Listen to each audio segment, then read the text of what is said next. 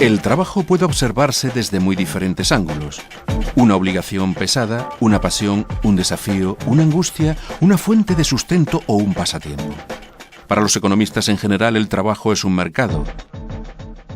En 3 minutos usted sabrá todo o casi todo sobre el mercado del trabajo. Imaginemos un país muy pequeño donde hay instaladas 10 empresas y viven 100 personas en edad de trabajar.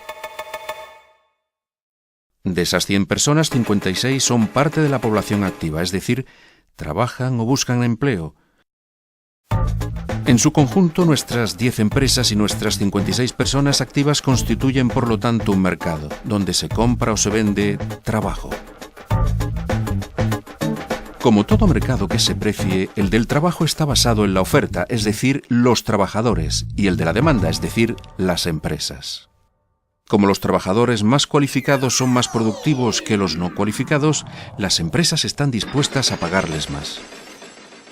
Pero el mercado del trabajo está muy segmentado. Una fábrica de alpargatas no contratará a un ingeniero de automóviles, por muy competente que sea, así como un constructor de automóviles no contratará a un cosmonauta. El precio del trabajo depende también de las circunstancias. En una situación de pleno empleo, los trabajadores disponibles son escasos, de modo que los salarios suben. En periodos de desempleo, por el contrario, la oferta de trabajo se hace sobreabundante y los salarios bajan. Pero volvamos a nuestro mini país, donde una parte importante de la población activa trabaja en minas de arponio. Los mineros ganan bastante, hasta el día en que se inventa el arponio sintético. Bruscamente la actividad de las minas cae espectacularmente, el desempleo aumenta y pronto son 5 los parados, es decir, casi el 9% de la población activa. Nuestro minúsculo mercado de trabajo es inundado por esos 5 desempleados que necesitan trabajar, pero cuyas competencias han pasado a ser obsoletas. Aceptan entonces puestos de trabajo con salarios muy bajos y pasan a ser trabajadores pobres, personas que tienen empleo pero cuyo sueldo no les alcanza para llegar a fin de mes. Frente a esta situación inédita, el gobierno reacciona estableciendo un salario mínimo. Los salarios más bajos aumentan considerablemente, lo que permite que los más pobres salgan de la miseria. El problema es que este aumento brusco del coste del trabajo amenaza la competitividad de las empresas. Si no quieren aumentar sus precios, deberán ahorrar. Por ejemplo, sustituyendo por máquinas a algunos asalariados o deslocalizando la producción hacia lugares donde la mano de obra es menos cara. El salario mínimo mejora la situación de algunos, pero puede provocar que otros queden desempleados. ¿Qué hacer? Vamos a imaginar ahora no 1, sino 3 países minúsculos con el mismo problema. ¿Qué hacer entonces? En el país número 1 se suprime el salario mínimo y se deja que el mercado fije por sí solo el coste del trabajo. Los salarios de los menos cualificados bajan considerablemente. Es la solución menos costosa para la colectividad, pero supone aceptar una sociedad con 2 velocidades, donde los pobres tendrán difícilmente acceso a la salud y a la educación. Para entender lo que pasa en el país número 2, hay que recordar que un salario incluye cotizaciones sociales que sirven para financiar el seguro de desempleo, el sistema de salud y la jubilación.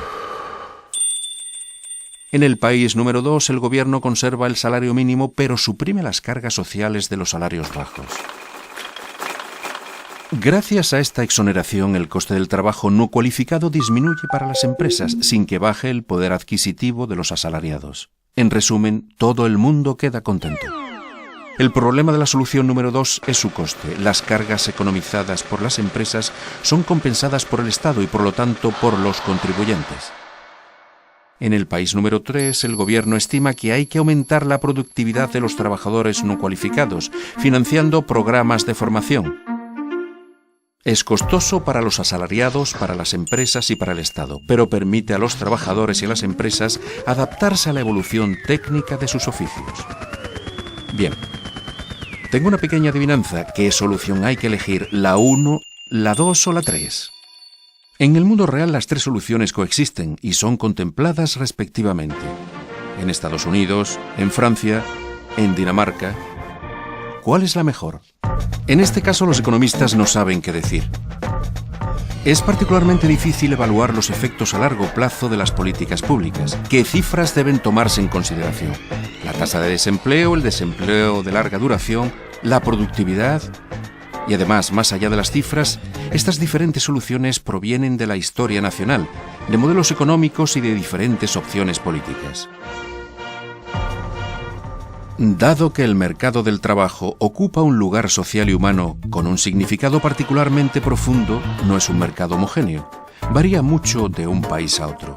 En el fondo, el trabajo es un mercado de acuerdos, pero es también muchas otras cosas.